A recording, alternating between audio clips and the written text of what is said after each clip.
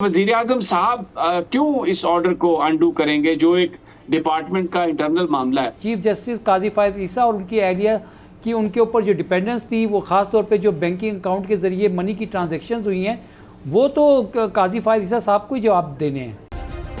Subscribe करें और bell दबाएं ताकि कोई खबर रह न जाए।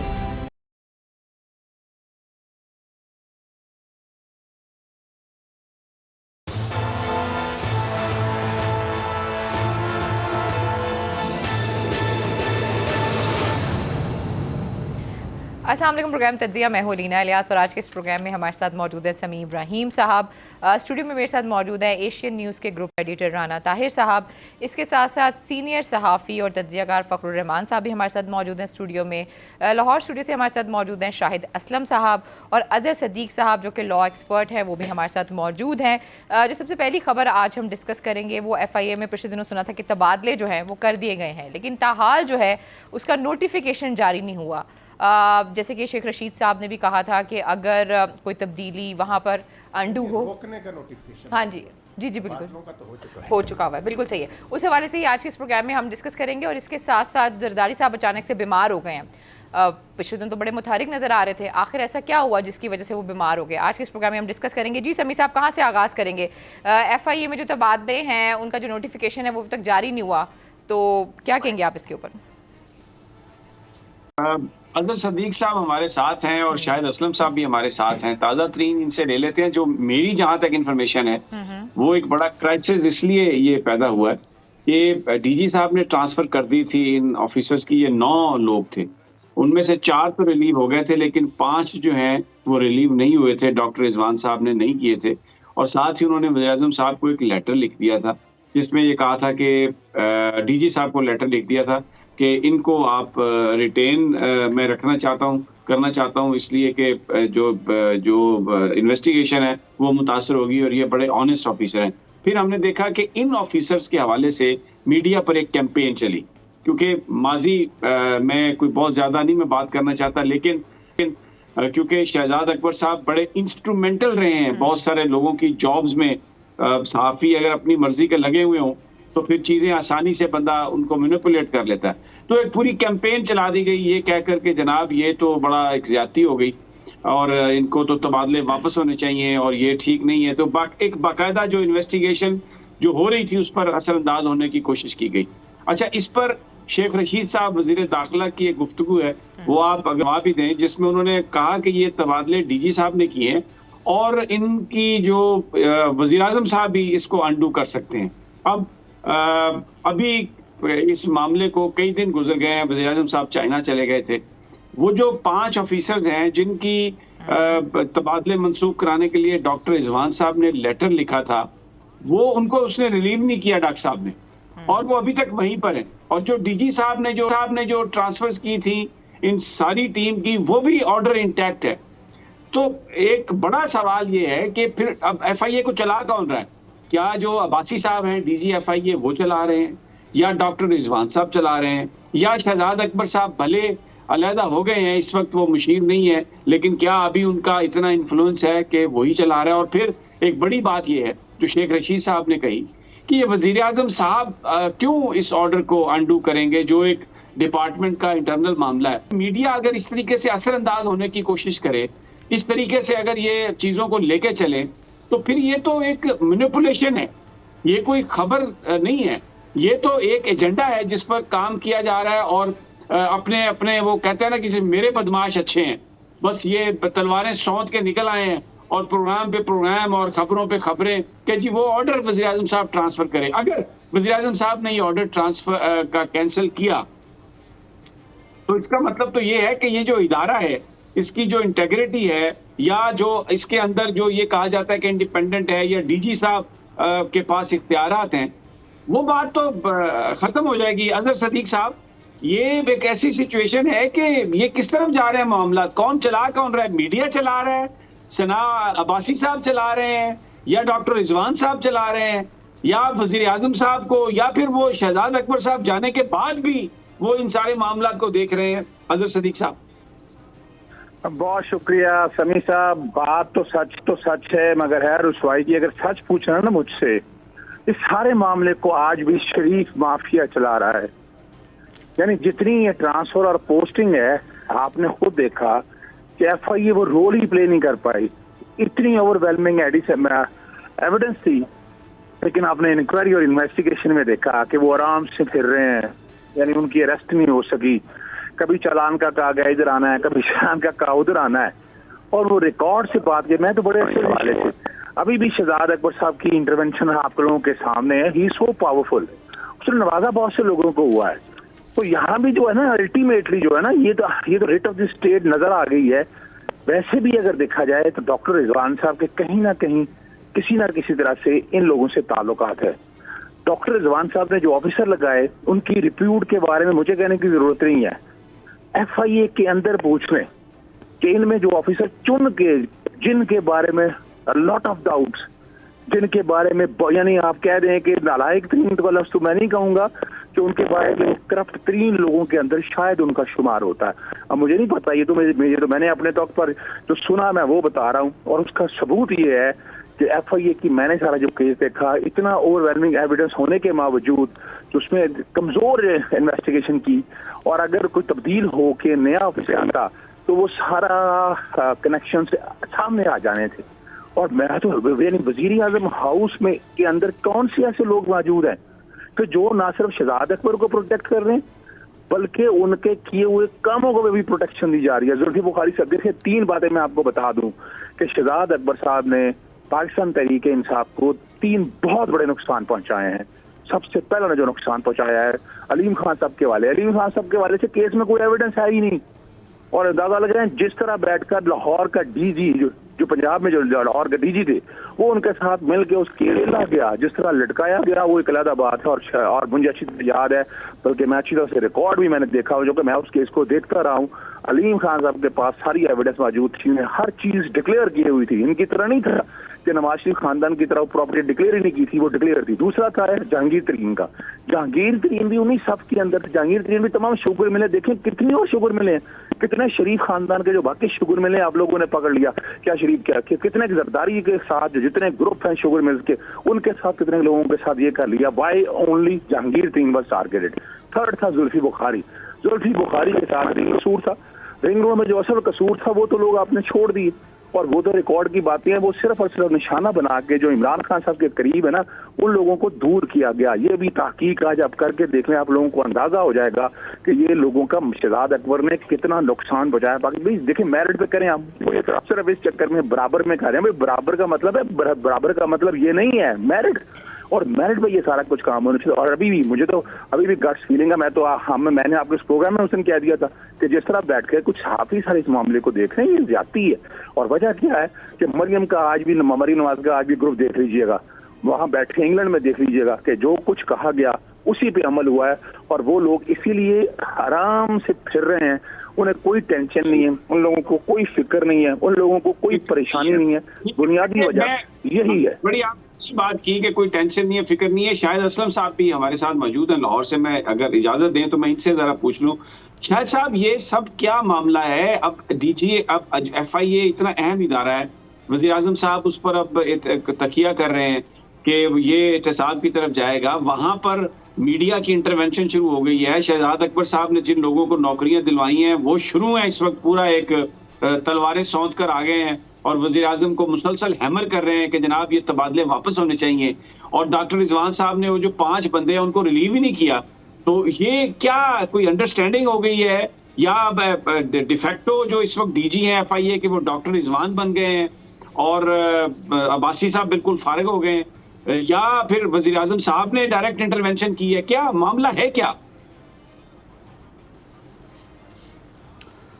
जी बहुत शुक्रिया समी साहब। इसमें असल में देखें, ये मामला सारा शुरू हुआ है जब से हमने चालान का पोस्टमार्टम किया, और तब से लेके इस पे एक्शन हुआ, और पूरी टीम जो थी शुगर इंक्वायरी की उसको तब्दील कर दिया गया और पंजाब से सिंध भेज दिया गया।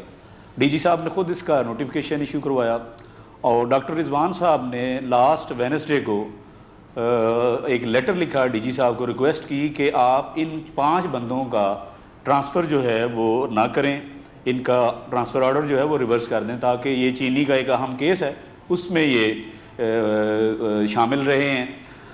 अब देखें उसके बाद हुआ क्या, बुध से लेके आज भी बुध है, तकरीबन 8 दिन गुजर गए, उस पर कोई अमल दरामद नहीं हो सका। ना ही इन लोगों ने आज के दिन तक, जब हम बात कर रहे हैं अभी तक इन्होंने चार्ज छोड़ा है, और ना ही जो है FIA हेडक्वार्टर से इनका ट्रांसफ़र जो है वो भी वापस हो सका है। इसी तरह आपको याद हो समी साहब कि हमने एक इस पे स्टोरी भी की कि जो एडवाइज़र थे, नए एडवाइज़र जो बने हैं मुसद्दिक अब्बासी साहब, ये बुध के रोज़ ही, बुध और जुमेरात, ये लास्ट वीक में 2 दिन यहाँ लाहौर FIA में रहे जब ये सारा मामला सामने आया, और इन्होंने 2 दिन यहाँ FIA लाहौर में ब्रीफिंग ली डॉक्टर रिजवान और उसकी टीम से, और बाकी जो हाई प्रोफाइल पेंडिंग मामला हैं दूसरी टीमों के पास, उनसे इन्होंने ब्रीफिंग ली। अब वो बुध और जुमेरात के दिन भी गुजर गए, पूरा वीक भी गुजर गया, प्राइम मिनिस्टर इसके बीच चाइना चले गए, वापस आए, लेकिन वो मामला अभी तक जूं का तूं है। और अब्बासी साहब की जहाँ तक आप बात कर रहे हैं सर, अब्बासी साहब जो वो बिल्कुल लाताल्लुक रहे इस सारे मामले से जब तक शहजाद अकबर इस पोस्ट पे थे। उनको कोई बंदा पूछता भी नहीं था। डॉक्टर रिजवान बिल्कुल डायरेक्ट इनकी लाइन थी शहजाद अकबर के साथ और प्राइम मिनिस्टर ऑफिस में। ये किसी बंदे को, इवन इनका एक फड्डा भी हुआ वाजिद ज़िया के साथ, और जो उस वक्त के DG थे, लेकिन वाजिद ज़िया को घर जाना पड़ा, लेकिन डॉक्टर रिजवान जो थे वो चंद दिनों के लिए इंक्वायरी कमेटी से तब्दील ज़रूर हुए, लेकिन at the end of the day DG को घर जाना पड़ा, और ये अपनी पोजीशन पे बरकरार रहे। अभी भी ये समझ से बाहर है कि डॉक्टर रिजवान जो इन 5 बंदों का जिस पे तकिया किए हुए हैं, बार बार इसरार कर रहे हैं, अपने खुद उस लेटर में हमने इसको हाईलाइट भी किया कि जो इन्होंने DG को लिखा कि ये 5 जो सितारे हैं ये मुझे ज़रूर चाहिए, ये हीरे जो हैं ये मुझे ज़रूर चाहिए। इन 5 बंदों की उन्होंने खुद लिखा लेटर में कि कुल सर्विस FIA में 4 साल और 9 महीने हैं। अब इस बात से आप अंदाज़ा करें कि जब ये इंक्वायरी 2020 में FIA को, डॉक्टर रिजवान की टीम को मिली, तो 2 साल और आप पीछे चले जाएं तो इनकी टोटल सर्विस तकरीबन 3-3.25 साल की बनती थी। आप अंदाज़ा करें कि एक 3-3.25 साल के बंदों को आपने इतना हाई प्रोफाइल केस पे लगा दिया, जहां पे इतने बड़े बड़े माफियाज बैठे हुए थे जिन्होंने अरबों खरबों रुपए के। शायद सुने बात ये नहीं है हमारी, हम नहीं कहते कि ये इनके पास एक्सपीरियंस कम था या ज्यादा था। सवाल है कि FIA एक डिसिप्लिन फोर्स है, वहां पर DG साहब ने एक ट्रांसफर किया, डॉक्टर रिजवान साहब अड़ गए, लेटर लिख दिया, उनको रिलीव नहीं किया, और वजीरों ने भी दबाव डालने की कोशिश की। मीडिया बिल्कुल, मैं आपको चंद लोग हैं जो बिल्कुल तलवारें सौंध कर आ गए हैं, यानी नेकेडली दे आर आउट के शहजाद ये ट्रांसफर जो है ये वापस होने चाहिए, क्योंकि जाहिर है अगर वो और लोग आ गए, अगर इन्वेस्टिगेशन हो गई तो शहजाद अकबर साहब के बारे में सारी चीजें खुल जाएंगी, डॉक्टर रिजवान का तिया पांचा हो जाएगा, जो कुछ वो 2 साल में करते रहे हैं वो सारी की सारी बात निकल आएगी। इसलिए ये कोशिश की जा रही है कि कम से कम ये जो 5 ऑफिसर्स हैं ये वहीं पे रहें। मैं चाहता हूं अलीना, अगर आप वो शेख रशीद साहब की गुफ्तगू सुनवा दें जिसमें उन्होंने कहा था कि वजीर आजम साहब भी अंडू कर सकते। जी वो चलाइएगा शॉट। जी समी साहब, ये अब राना ताहिर साहब या फखर रहमान साहब भी आपके साथ मौजूद हैं। फखर साहब या राना साहब कोई भी अगर मुझे बता सके कि ये वजीर, इसको इतनी अहम मामला हो गया, वजीर रुकवाने के लिए आ गए इन 5 बंदों को, और ये तो जो डिसिप्लिन था फिर DG को तब्दील कर दें, वहां पर डॉक्टर रिजवान को DG लगा दें। ये तो एक बिल्कुल खुद ही एक जो एक इतना एक ही इदारा है पाकिस्तान का व्हाइट कॉलर क्राइम की इन्वेस्टिगेशन करने वाला, उसमें उड़ा के रख दिया DG, बिल्कुल एक उसको एक बिल्कुल फारिग करके बिठा दिया। देखें समी साहब, बात यह है कि आपने बिल्कुल सही बात की है कि ये एक डिसिप्लिन्ड फोर्स है FIA, और जिस तरह IG जो है वो पुलिस का कमांडर होता है, इसी तरीके से DG भी FIA में कमांडर की हैसियत रखते हैं, तो उनके जो ऑर्डर्स हैं उन पर बहरहाल अमल होना चाहिए। लेकिन बात यह है कि इस बारे में कानून क्या कहता है।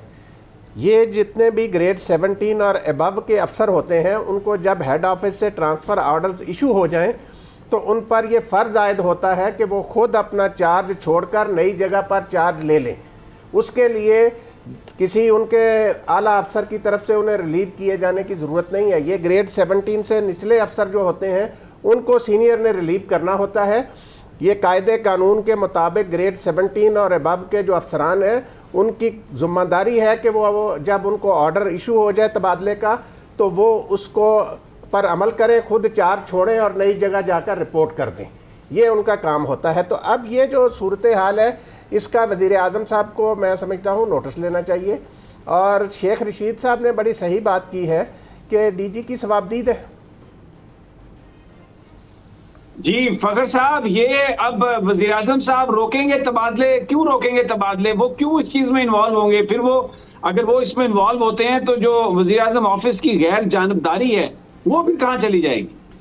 बिल्कुल समी साहब, ये जो आपने आखिरी दो बातें कही है ना कि गैर जानिबदारी, आप इस सारे एपिसोड को तो आपने एनालाइज कर लिया है। अब इस थोड़ी देर के लिए आप ज़रा एक्यूज साइड के ऊपर चले जाएं तो उसका इसको बेनिफिट क्या मिलेगा? वो यही कहते चले आ रहे हैं कि हमारी पॉलिटिकल विक्टिमाइजेशन हो रही है, जो वज़ीर आज़म हैं उनकी तरफ से जो है ख़ास तौर पर हमें निशाना बनाया जा रहा है और हमें फंसाया जा रहा है, हमारे ख़िलाफ़ कोई केस नहीं है। ये जितनी भी ख़बरें इस वक्त चली हैं, ट्रांसफ़र हो गई, वज़ीर कह रहे हैं कि रुक जाएं और ना ट्रांसफ़र रोक दी जाएं, और ये सारा कुछ, ये वो आर्गूमेंट है जब आप केस ऑफ बायस जो है वो अदालत में उठाते हैं और अपने आर्गूमेंट्स में लेकर आते हैं कि जनाब मेरे ख़िलाफ़ तो कुछ भी नहीं है, सिर्फ मुझे जो है ना मेरे ख़िलाफ़ एक सियासी इंतकाम के ज़रिए, पॉलिटिकल विक्टिमाइजेशन के ज़रिए ये सब कुछ मेरे ख़िलाफ़ हुआ है। और ये देखें ये सारे बयानात हैं, और ये इस तरह से जो ऑफिसर यहाँ पे तैनात थे उनके ऊपर एक सियासी दबाव था, सियासी दबाव के तहत वो काम कर रहे थे, जब उनको बदला गया तो ये सारा मामला इस तरह था।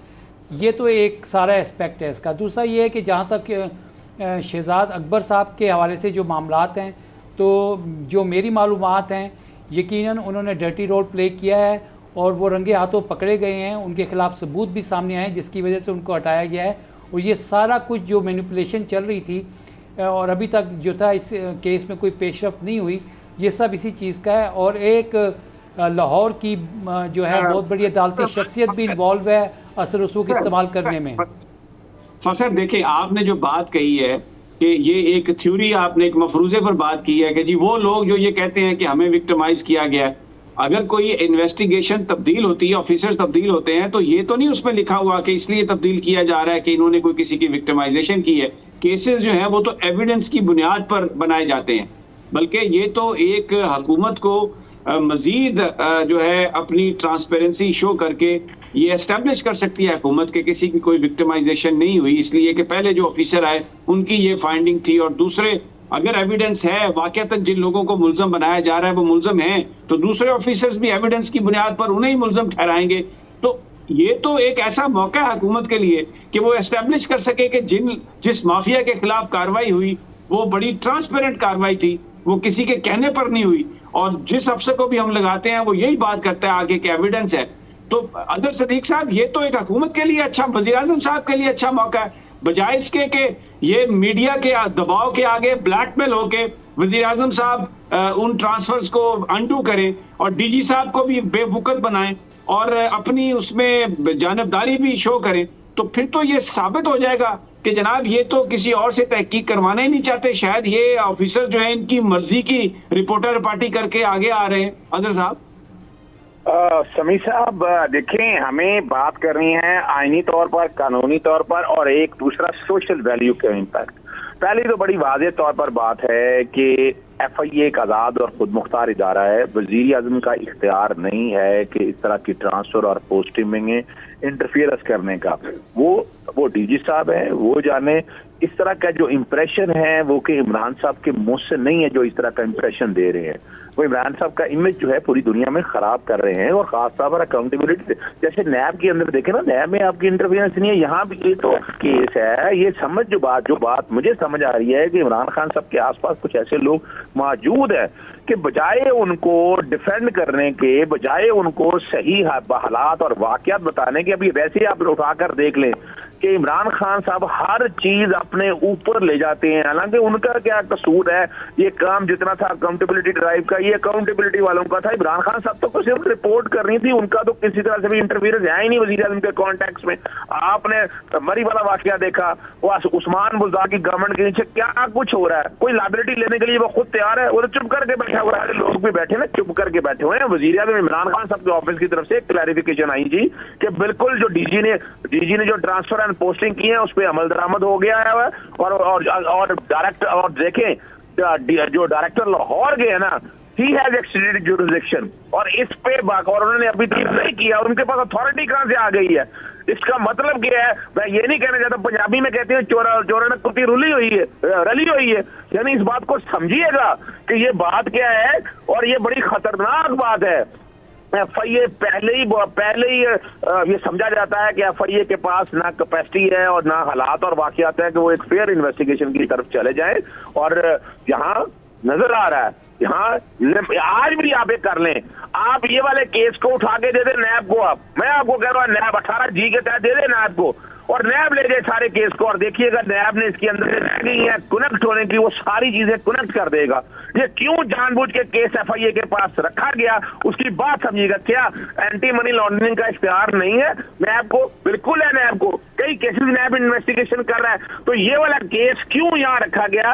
ये शरीफ खानदान को फायदा देने के लिए इसकी इन्वेस्टिगेशन अपना डिफेक्ट और कॉन्सेप्ट समझिएगा, गॉड फादर और सिजरियन माफिया का कॉन्सेप्ट क्यों नहीं हम समझ रहे? हम ये क्यों समझ रहे हैं कि ये और इमरान खान साहब की अपने लोगों के करीब ऐसे लोग खुद आगे हुए हैं, जिस तरह से भी आए हैं, जिस तरीके से भी आए हैं, और उन्होंने अल्टीमेटली इमरान खान साहब को ये मानना पड़ेगा। अगर पनामा के केस में सुप्रीम कोर्ट की तरफ से फेयर इन्वेस्टिगेशन की बात ना होती, जीआईटी ना बनती, इसमें कौन सी, इस केस के अंदर कौन सी जीआईटी बना ली आपने? किन लोगों, आप आज तक तो इनकम टैक्स की रिटर्न कौम के सामने नहीं ला सके, इस खानदान की जो लाखों रुपए में है, और ये मिल रहा है, और हम सारा कुछ देख रहे हैं। आप सिर्फ इसी इदारे की बात ना करें, मैं तो पैमरा का रोल भी ऐसा डूबियस देख रहा हूं, मुझे नजर आ रहा है कि कुछ नहीं, और किसी वक्त महसूस होता है कि इमरान खान साहब जो अच्छाई करना चाहते हैं, इदारे उनके साथ बिल्कुल कोऑपरेट नहीं कर रहे। ये कहना कि इमरान खान साहब की इसमें इंटरफियरेंस है, लेकिन ये ट्रांसफर पर अमल दरामद ना होना ना, ये एक बड़ा नेगेटिव इम्पैक्ट दे रहा है। जिसे आप सवाल कीजिएगा, लेकिन मुझे ना एक ब्रेक लेनी है, और एक और सवाल जो मेरी तरफ से भी होगा वो ये होगा कि वजारत दाखिला का एफआईए से कोई लेना देना है या नहीं है। तो एक छोटी सी ब्रेक का स्टे विद अस।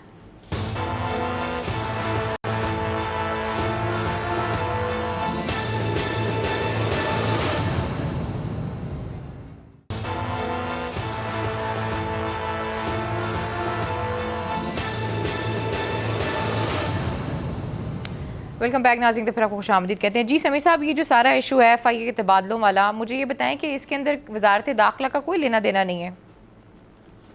नहीं, वजारत दाखिला का तो कोई लेना देना नहीं है, क्योंकि एफआईए इंडिपेंडेंट है, वो इसमें कर रहा है काम सारा। वजारत दाखिला के अंडर है एफआईए, लेकिन इंडिपेंडेंट है। ये थोड़ी है कि वजीर या सेक्रेटरी जो है वो इसमें इंटरवेंशन कर दें। शाहिद असलम साहब, मेरा सवाल आपसे ये है कि जिस वक्त ये मामला शुरू हुआ था, डॉक्टर रिजवान को इससे पहले तफ्तीशी टीम से अलहदा करने की बात हुई, लोग इसमें जिनके ऊपर इल्ज़ाम था उनकी तरफ से बड़ा एहतजाज आया था। आपको याद होगा राजा रियाज साहब की प्रेस कॉन्फ्रेंस, और सारे एमपीएस इकट्ठे हो गए थे कि डॉक्टर रिजवान को तब्दील नहीं करना। ये कुछ आप अपनी मेमोरीज जो है उनको रिफ्रेश करेंगे आप शाहिद असलम साहब? जी ज़रूर शमी साहब, इसमें देखें जो राजा रियाज हैं या कुछ एक आध जो वफाकी वज़ीर हैं, ये हमें जानना है कि ये बेसिकली फैसलाबाद से जिनका ताल्लुक़ है, कुछ फैसलाबाद से जो आपके वफाकी वज़रा हैं, या राजा रियाज साहब भी आपको तब फैसलाबाद से हैं, और डॉक्टर रिजवान साहब जो हैं ये भी फैसलाबाद से हैं। तो ये एक तो ये कनेक्शन है बड़ा स्ट्रॉन्ग किस्म का। दूसरा, मैं इसमें समी साहब आपको ये एक और चीज़ बताऊं कि जो डॉक्टर रिजवान साहब के हवाले से उन्होंने क्यों कहा था कि इन्होंने तब्दील ना करें, उसकी वजह ये थी, उन्होंने लिख के दे दिया कोर्ट में कि जहांगीर तरीन साहब की गिरफ्तारी हमें नहीं चाहिए, और इस वजह से फिर जाहिर उन्होंने सपोर्ट ही करना था। मैं कल से ट्राई कर रहा था, जो नए एडवाइज़र हैं हमारे मुसद्दिक अब्बासी साहब, मैंने कहा इनसे बात हो जाए, मैंने 2-4 उनको मैसेज भी किए, कॉल भी की, लेकिन उन्होंने कोई रिस्पॉन्ड नहीं किया। मेरी इतला ये है कि जो इनकी 2 मीटिंग्स लाहौर में हुई डॉक्टर रिजवान और उसकी टीम के साथ, तो डॉक्टर रिजवान ने कहीं जाते वक्त ये शायद कहा ब्रिगेडियर साहब से कि क्या मैं फिर इन बंदों को, अपनी टीम को रिलीज़ कर दूं, हालांकि रिलीव करने की अथॉरिटी उनकी नहीं है, लेकिन ज़ाहिर उन्होंने इशारे करना था कि ठीक है आप जाएं और यहाँ चार्ज छोड़ें और जाके कराची ज्वाइन करें। लेकिन कहने वाले ये कहते हैं कि ब्रिगेडियर साहब ने कहा कि अभी वेट करें। अब हो सकता है ज़ाहिर है डॉक्टर रिजवान साहब के पास कोई तो ऐसी अथॉरिटी है, कोई तो ऐसी पावर है जो उनको सपोर्ट कर रही है कि इतनी वल्नरेबल कंडीशन में होने के बावजूद वो अभी तक जो हैं वो डटे हुए हैं, और वो किसी को खातर में नहीं ला रहे, डीजी को ना इसमें जो वजीर दाखिला है। शायद मैं एक सवाल आपसे और करना चाहता हूँ। कुछ रिपोर्ट्स थी डॉक्टर रिजवान साहब की मुबैना मीटिंग्स के हवाले से, उसमें नाम हमजा शहबाज साहब का भी आ रहा है, शहबाज शरीफ साहब का भी नाम आ रहा है। मैं ये नहीं कहता कि आप इसे कंफर्म करें, आपने कुछ सुना इस हवाले से? क्योंकि ये बड़ी बहुत जो रिलायबल सोर्सेज हैं वो ये बात बता रहे हैं। समी साहब, हमने भी ऐसी चीज़ें इतलात तो ऐसी ज़रूर सुनी है, रूमर ज़रूर लाहौर में ऐसी सुनने को मिलती हैं कि इनके शायद मुबैना तौर पे कहीं पे कोई रवाबत शायद हुए होंगे, लेकिन हमारे पास कोई ऐसा एविडेंस नहीं है। इसी तरह शहजाद अकबर साहब के हवाले से भी बहुत कुछ सुनने को मिलता है लाहौर में।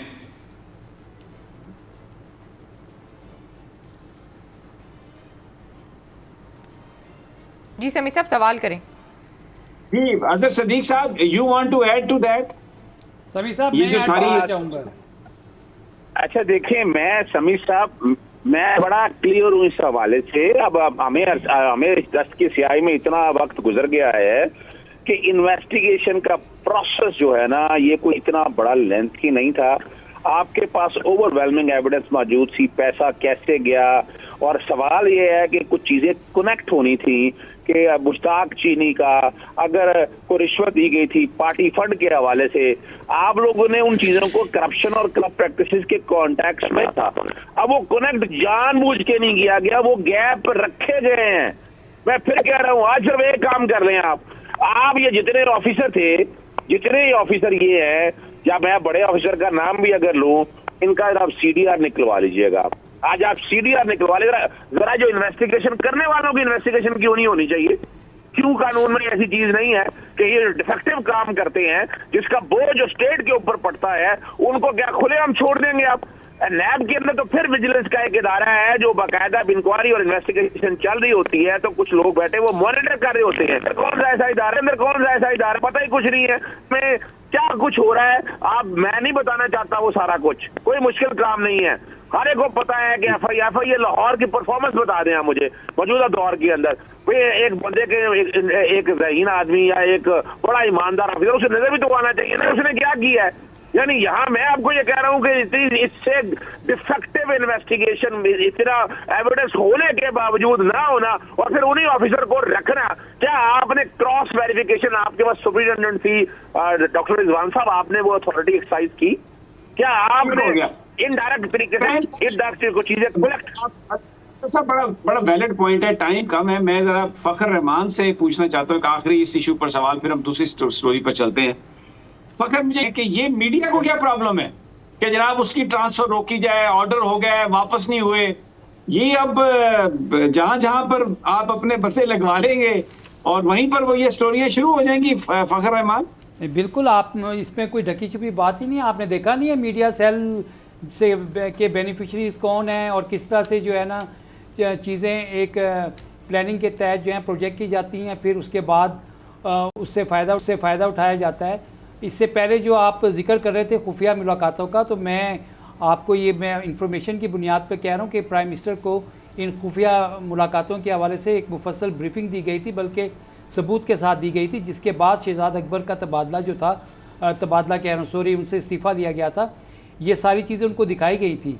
तो आपकी जो नॉलेज है इस हवाले से वो बिल्कुल करेक्ट है।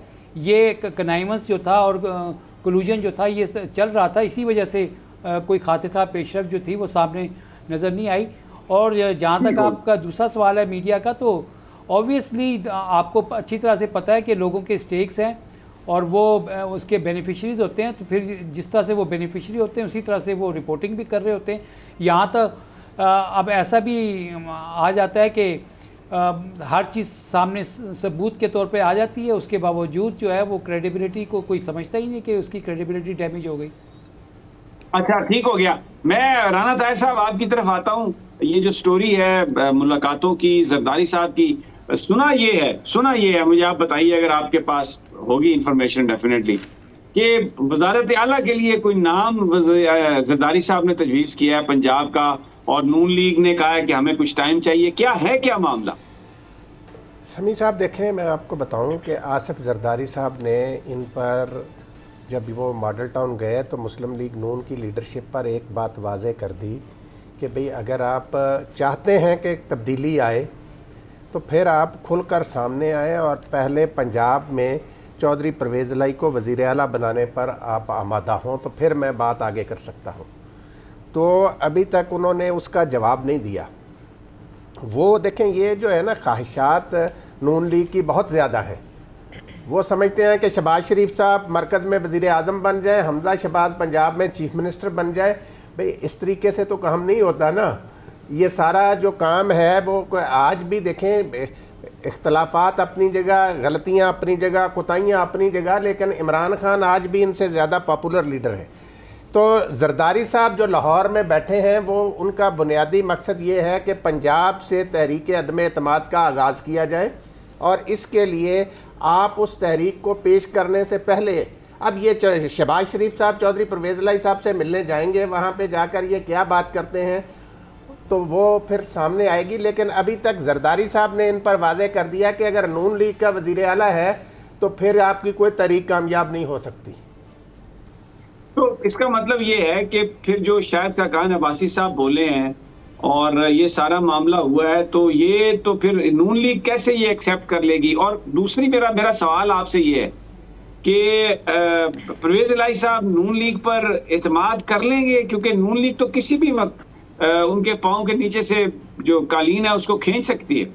ये समीर साहब आप सही कह रहे हैं। देखें, चौधरी साहबान जो है ना, उनको भी मियाँ साहब के हवाले से बहुत ज़्यादा तहफ़्फ़ुज़ात हैं। उनके साथ कई दफ़ा वादे वईद किए गए, कस्में खाई गई कि जी आपको अगला वज़ीर आला आप होंगे। जब ये मुस्लिम लीग इकट्ठी भी होती थी तो उसके बावजूद एक दफ़ा वाइन साहब को चीफ मिनिस्टर बना दिया, दूसरी दफ़ा शहबाज शरीफ साहब को चीफ मिनिस्टर बना दिया। तो चौधरी साहब के साथ तो हाथ करते रहे हैं। तो मैं नहीं समझता कि चौधरी साहबान इन पर इतनी आसानी से एतमाद कर लेंगे नून लीग वालों पर। असल में वोट ऑफ नो कॉन्फिडेंस उनके खिलाफ हो गया। और फिर समीर साहब एक और आपको खबर दे दूं, मेरी बात सुने, एक और आपको खबर दे दूं। ये तो लगे हुए हैं ना हुकूमत के बंदे तोड़ने पे, इनके अपने बंदे जो हैं तो वो भी देखना, अदम एतमाद में अपोजिशन ने बंदे पूरे करने हैं ना, तो हुकूमत अपने तौर पर लगी हुई है कि इनके बंदे भी काफ़ी सारे ना आए। ठीक हो गया राना साहब, प्रोग्राम में वक्त तो एक छोटी सी ब्रेक है। जब ब्रेक से वापस आते हैं तो मजीद बढ़ते हैं। Stay with us.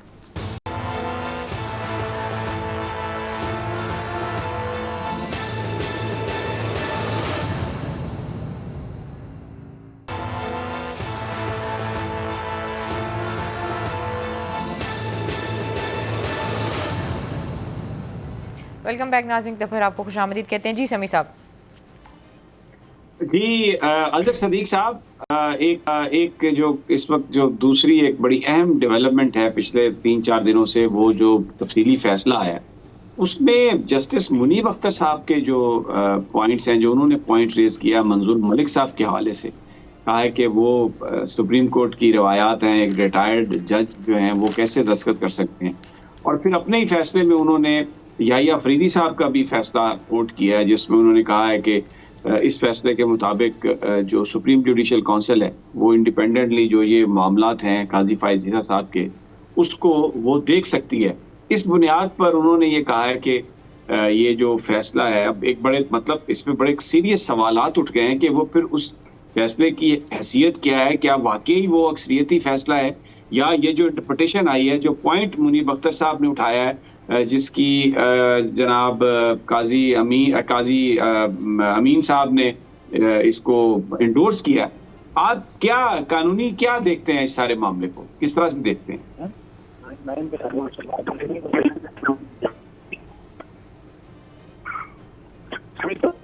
कुछ समझनी बहुत जरूरी है। जी अजहर साहब के सिग्नल का इशू है समी साहब। तो ये फखर रहमान, आप भी अदालत कवर करते हैं, बड़ा समझते हैं चीज़ों को, ये बड़ा एक बड़ा अहम नुक्ता है जो उन्होंने उठाया। बिल्कुल, इसमें उन्होंने देखें ये जो चीफ जस्टिस जो थे इफ्तिखार मोहम्मद चौधरी साहब का, और उनका जो केस था उसमें 10 रुकनी बेंच था, और उसका हवाला देते हुए उन्होंने कहा कि 3 जजेस जो थे उन्होंने अपने रीज़न्स ही दिए थे क्योंकि वो रिटायर हो गए थे। तो ये बिल्कुल वैलिड पॉइंट है, और ये बात अपनी जगह पर बिल्कुल दुरुस्त है कि सुप्रीम जुडिशल काउंसिल जो है वो आर्टिकल 209 के तहत एक फोरम है जहाँ पे जजेस की अकाउंटेबिलिटी जो है वो की जाती है, उनके ख़िलाफ़ जो शिकायत हैं उनको देखा जाता है।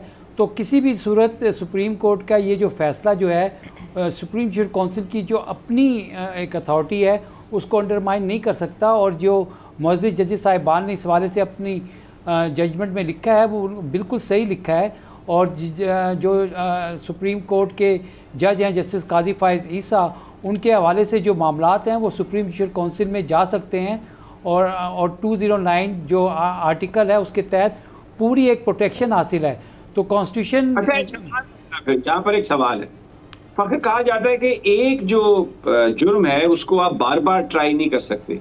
अब ये मामला जो है ये आया, सुप्रीम कोर्ट ने 10 मेंबर बेंच ने दिया, गवर्नमेंट की रिव्यू पिटीशन के जवाब में भी एक रिव्यू पिटीशन पड़ी हुई है, तो क्या बार बार आप एक चीज को इस तरह से प्रोसिक्यूट कर सकते हैं? उसको अदालत उसका नोटिस ले सकती है और ये सुप्रीम जुडिशल काउंसिल भी उसको देख सकती है। अजहर साहब भी हमारे साथ ही हैं। समी साहब जी, समी साहब जो सुप्रीम जुडिशल काउंसिल के हवाले से जो आप बात मैं आपको कह रहा था, उसमें जस्टिस काजी फाइज़ ईसा का मामला अभी भी लाया जा सकता है, और जस्टिस काजी फाइज़ ईसा ने कुछ चीज़ें एडमिट की हैं। ये जो ओपन हियरिंग जो उन्होंने की थी उसमें वो एडमिटेड फैक्ट्स हैं, तो उससे उनके ऊपर लाइबिलिटी आती है, वो इससे अपने आप को अलग नहीं कर सकते।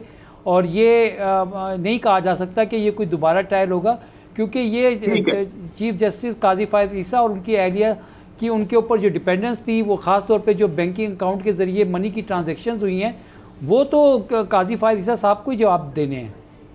ठीक है, अगर सदीक साहब, ये फखर साहब कहते हैं कि ये आ सकता है दोबारा सुप्रीम जुडिशल काउंसिल में।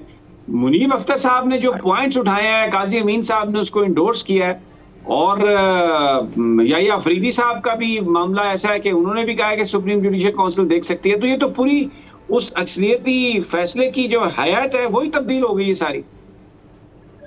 समीर साहब, एक बात अच्छा किया आपने ना, दो चीजें मेरी जरा सुन लीजिएगा, वो बहुत जरूरी है आपको। एक तो बड़ी वादे तौर पर कि जस्टिस मंजूर करके अपने नाम के साथ जज लिखा है 29 जनवरी 2022 को, और वो जज नहीं है, वो रिटायर हो चुके हैं 30 अप्रैल को। मेरी नजर के मुताबिक ये फौजदारी प्रोसीडिंग बनती है 476 की, जिसे जालसाजी कहते हैं कि अदालत के साथ जालसाजी है।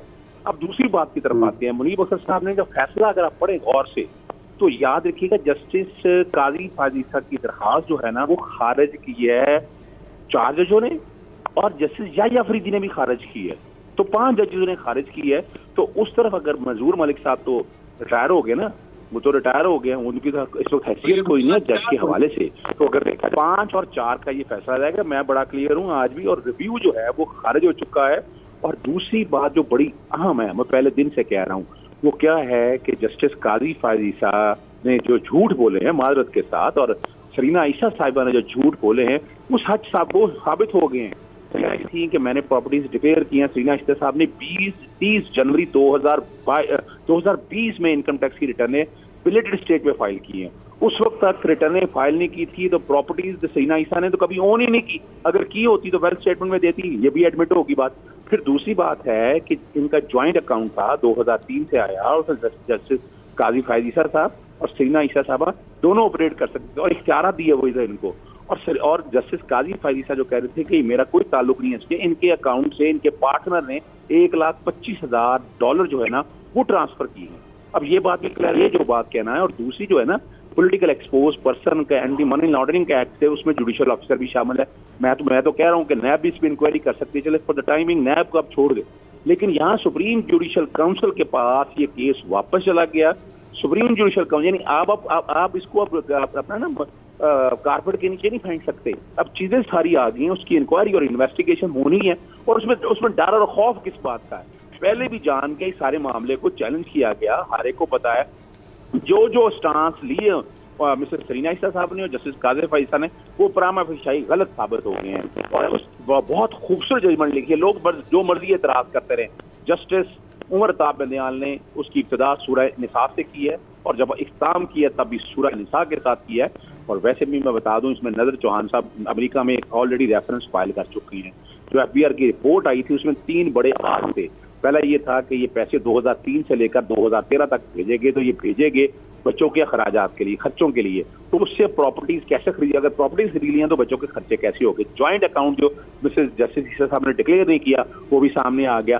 तीसरा बड़ा अहम इशू था कि जो कह रहे थे कि जनाब हमारी आमदन जो सारी इनकी निकली 2003 से लेकर 2013 तक वो 95 लाख रुपए में से सरीना ईसा साहब की आमदन निकली। प्रॉपर्टीज खरीदी 10.5 करोड़ की।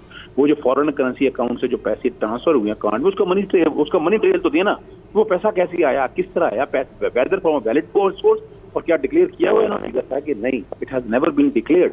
अब बड़ा सिंपल सी बात है, 3 वजूहात बनती हैं। एक तो है कि स्प्लिट डिसीजन आ गया, इसमें सुप्रीम कोर्ट के सामने कोई भी एक सीएमए ले जा सकता है इसके अंदर, इसकी इंप्लीमेंटेशन के कॉन्टेक्स्ट में कि सुप्रीम जुडिशल काउंसिल देखिए। दूसरा जो क्रेडिट पिटीशन फाइल की है, मैं समझता हूँ वो बिल्कुल मेंटेनेबल है।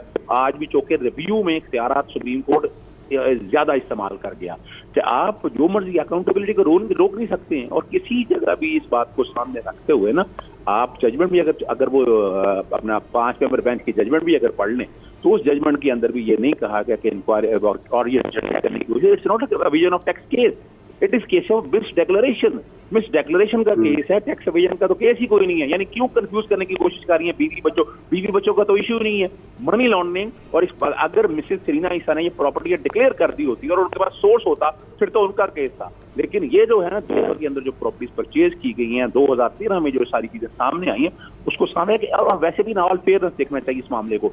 इस मामले को मैं नहीं समझता कौम में जो इस तरह की कैफियत डाली हुई है, आप उसको छोड़ के इसकी फेयर एक इंक्वायरी करें, सुप्रीम जुडिशल काउंसिल इसकी इंक्वायरी करे और कौम के सामने सारा सच आ जाएगा। और अगर जज साहब ने ये प्रॉपर्टी है उनका कोई लिंक नहीं है वो भी सामने आ जाएगा। लेकिन परामा फिशाई जो है ना जजमेंट के अंदर ये बड़ी क्लैरिटी के साथ चीज सामने आ चुकी है, और एनीबडी कोई भी बंदा इसके बारे में नया रेफरेंस भी फाइल कर सकता है। और जस्टिस काजी साहब को ये सारे मामले, और दो देखिए जस्टिस उमर साहब इंतजार साहब ने 2 केसों का जिक्र किया है, और जस्टिस इखलाक हुसैन का जिनको निकाला गया था जज के तौर पर, और जस्टिस इखलाक में भी इनकम टैक्स की रिटर्नों में डिस्पैरिटी थी और उन्हें वहां से निकाला गया। प्रेसिडेंट आपके पास मौजूद है जो ये कह रहे हैं ना कि इनकम टैक्स का केस तो है ही नहीं है।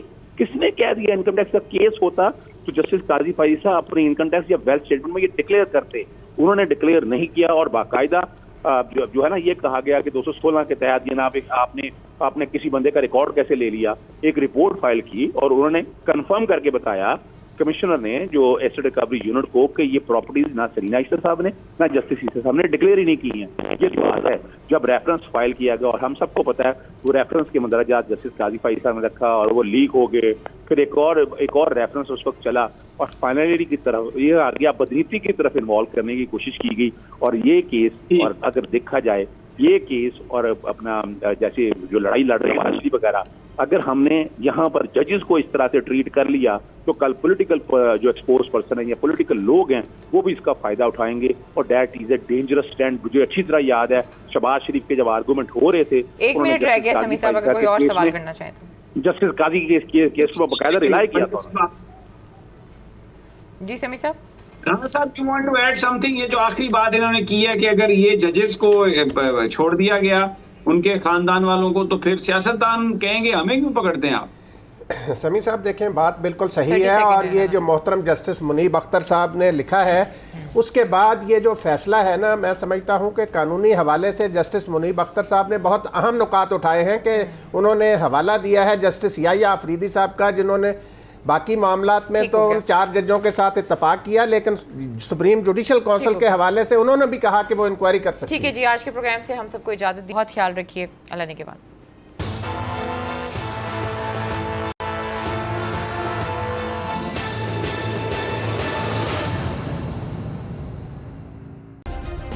सब्सक्राइब करें और बेल दबाएं ताकि कोई खबर रह न जाए।